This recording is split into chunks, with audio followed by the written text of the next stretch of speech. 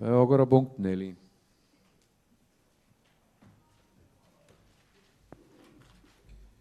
Viisentali tee 34 detailplaneering. Jarno Laur, palun.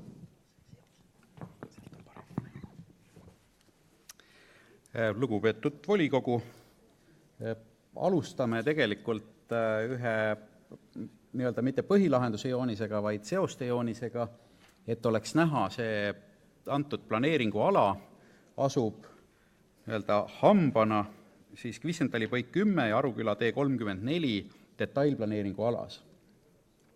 See on ka osaliselt see põhjus, miks vahepeal planeeringu koostamise huvi rauges, kuna olid nende maatükkide omanike vahelised vaidlused ja kokkuvõttes on möödunud 7 aastat selle planeeringu algatamisest. 9. juunil 2009 siis eelmise omaniku algatusel see planeering tõepoolest sai alustatud.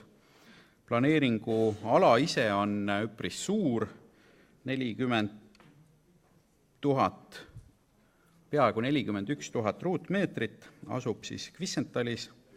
Juhtfunktsioon sellel alal on väikeelamute maa, Emajõe äärses alas siis 100 meetri ulatuses on üldmaa sihtotstarve ja krunt on hoonestamata, täna laiub seal võsa ja lammi taimestik.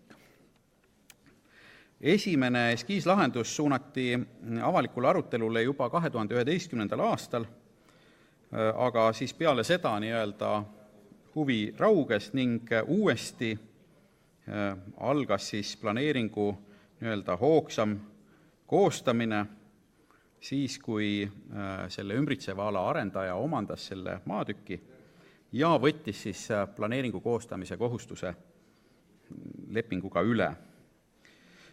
Samas planeeringu lahendust ennast see oluliselt ei muuda, sellepärast et selle lahenduse dikteerib ümbritsev tänavate võrk ja keskkond. Selles mõttes on see planeering iseenesest ka lihtne.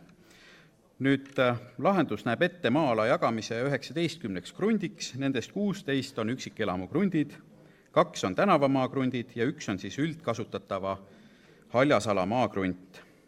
Kokku on siis üldkasutatav maa, olgu ta siis haljasala või tänavad, circa pool kogu sellest planeeringualast ja üksikelamud kruntide suurused jäävad vahemikku 1000 kuni 1700 ruutmeetrit.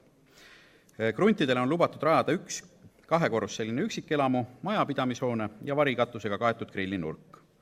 Suurim lubatud ehitusalune pindala jääb kruntide võrdluses vahemikku siis 260 kuni 429 ruutmeetrit ja on antud siis arvestusega 25% täisehituseks.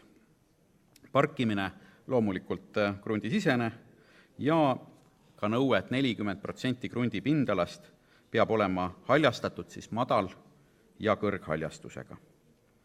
Ühtlasi sätestab planeering, et kinnistu igakordne omanik kohustub ehitama välja jalgratta- ja jalgtee ning tänavamaad kuni siis Meruski ja Hauskari tänava ristmikuni ning nendega seonduvad rajatised selliselt, et Tartu linnale nende rajamisega täiendavat koormust ei tuleks.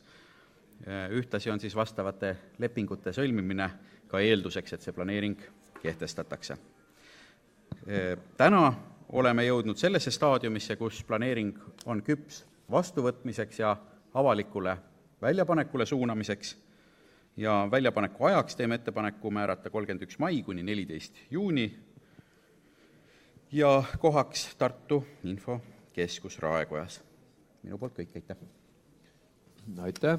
Kas on küsimusi ettekandjale? Ei ole. Aitäh! Siis palun kaasettekandeks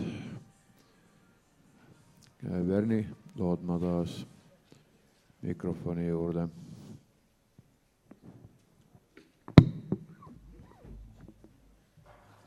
Ja aitäh!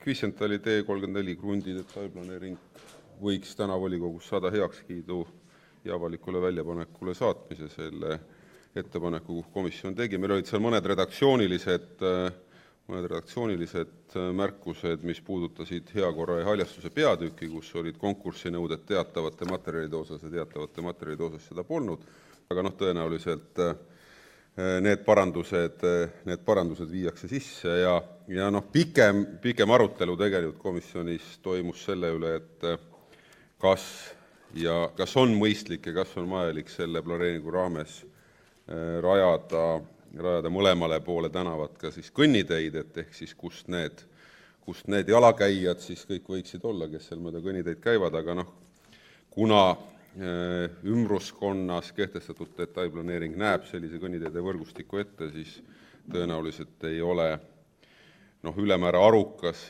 sellesse juppi minna väga teistsuguse lähenemisega, kuigi kaaluda ju seda võib. Aitäh! Aitäh! Küsimusi palun. Kui on, ei ole. Sõnavõtusoove ei ole laekunud. Repliigisoove ei ole. Lõppsõnasoove samuti mitte.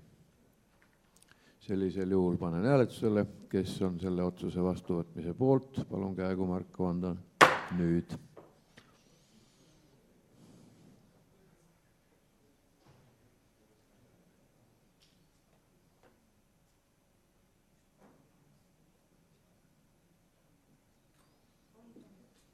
Poolt 31. Kas on vastuhääli? Ei ole. Otsus vastu võetud.